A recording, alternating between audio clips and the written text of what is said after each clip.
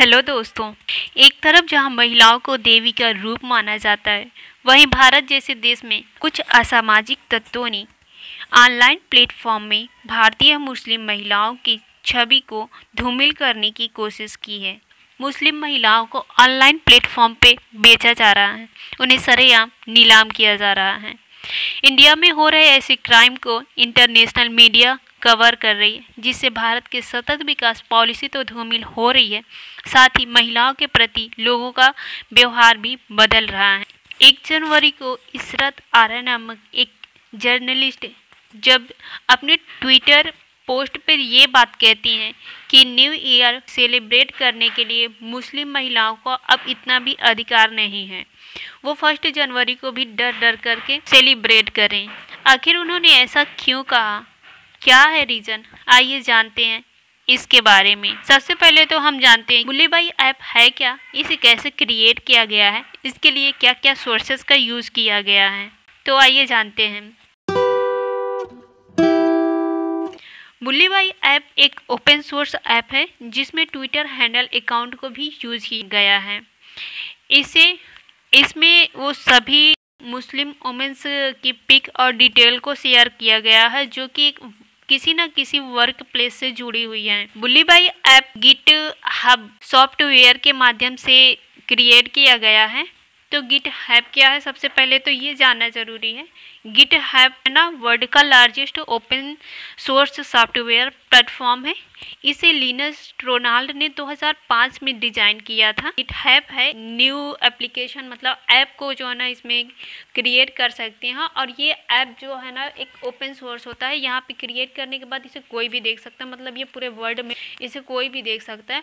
और ये जो गिट हब है इसके अंतर्गत जो ऐप क्रिएट होते हैं, ये जो ना ट्रैक करता है कि उसमें उस ऐप में क्या क्या चेंजेज हुए हैं, क्या नहीं हुए। तो ऐसा ही एक ऐप इसमें बुल्ली बाई ऐप है। इस बुल्ली बाई ऐप में जो है ना मुस्लिम महिलाओं को सेल किया जा रहा, अलग अलग सोशल मीडिया से उनके फ़ोटो और डिटेल्स निकाल के इसमें अपलोड की जा रही हैं। और कुछ ऐसा ही इंडिया में इस वक्त हो रहा है। बुल्ली ऐप में हो रहे कृत्य को अगर हम देखते हैं तो ये एक तरह से एंटी मुस्लिम हेट क्राइम है। इससे न सिर्फ पैट्रियार्की का विषय है बल्कि ये लोगों की सोच का विषय है। एक तरह का वुमेन हैरेसमेंट करने की कोशिश कर जा रही है और महिलाओं के फंडामेंटल राइट्स का उल्लंघन किया जा रहा है। वहीं इसका शिकार हुई महिलाओं का कहना है कि यदि किसी सेलिब्रिटी के बेटी को कोई हेट स्पीच देता है तो उसके लिए तो फर्स्ट कार्रवाई होती है, तो फिर ऐसे अपराध के लिए अभी तक कोई गिरफ्तारी या कोई स्टैंड क्यों नहीं लिया गया है। हालांकि उन लोगों का कहना भी सही है, क्योंकि अब इतना बड़ा क्राइम होगा, किसी के साथ ऐसा कोई रात को अच्छा सोता है, सुबह उठता है तो वो ये देखता है कि उसकी पिक कहीं पे लगी है, उसके साथ मतलब डील हो रही है उसके, तो वो उन लोगों का क्वेश्चन बिल्कुल सही है। लेकिन यहाँ पे जांच एजेंसी का कहना है कि ये जो ऐप है इसमें जो ईमेल क्रिएट किया गया था वो आखिरकार जो है ना प्रोटोन ईमेल के थ्रू डिज़ाइन किया गया था। और ये प्रोटोन ईमेल क्या है, ये भी एक मुद्दा ही है। प्रोटोन ईमेल होता है, ये एक सिक्योर ईमेल होता है, इसे आसानी से जो है ना नहीं पता लगाया जाता है। एक्चुअली में ये है ना ये इंक्रिप्टेड होता है, मतलब ये से अगर कोई जांच इसको ट्रैक करती है ना तो काफ़ी मुश्किल होती है इसको ट्रैक करने में। ऊपर से ये जो प्रोटोन ईमेल होती है इसे भी इस ऊपर से जो ये प्रोटोन ईमेल है इसमें जो है ना प्रोटोन वीपीएन के तहत सिक्योर किया जाता है। इसका फुल फॉर्म होता है प्रोटोन वर्चुअल प्राइवेट नेटवर्क। और प्रोटोन वीपीएन होता है, इसकी लोकेशन हमेशा चेंज होती रहती है। जो वीपीएन अपने यूजर को जो है ना लोकेशन हाइड कर देता है और जो जांच एजेंसियां होती हैं वो वर्ल्ड टूर करती रहती हैं। इसमें कि जो आईपी एड्रेस होता है वो चेंज होता रहता है। और जो ये आईपी एड्रेस होता है ना, ये कोई भी ट्रैफिक आता है तो वो वही लोकेशन बता देता है, मतलब कभी जापान बताएगा तो कभी ऑस्ट्रेलिया बताएगा, कभी यूएसए बताएगा, ऐसे करके ये अपने यूजर से लोकेशन को चेंज करते रहता है।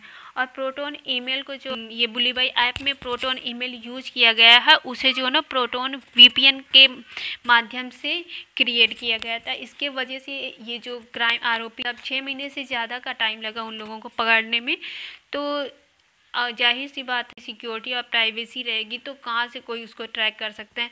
लेकिन जांच एजेंसियों का ये कहना है कि चोर कितना भी साथी क्यों ना हो, लेकिन वो कोई ना कोई गलती कर देता है। ट्विटर पे अपने पोस्ट डाल रहे थे लगातार, और एजेंसियाँ थी उन्होंने पोस्ट को ट्रैक करना स्टार्ट किया, तो वहाँ से इन लोगों को जानकारियाँ प्राप्त हुई। वही सरकार ने गिटहब से रिक्वेस्ट करके हेल्प मांगी थी, जिससे आरोपियों की जो आईपी एड्रेस होती है उसको ट्रैक करने में जांच एजेंसियों को हेल्प मिली, और वो लोग बाद पकड़े गए थे कि विज्ञान वरदान या श्राप।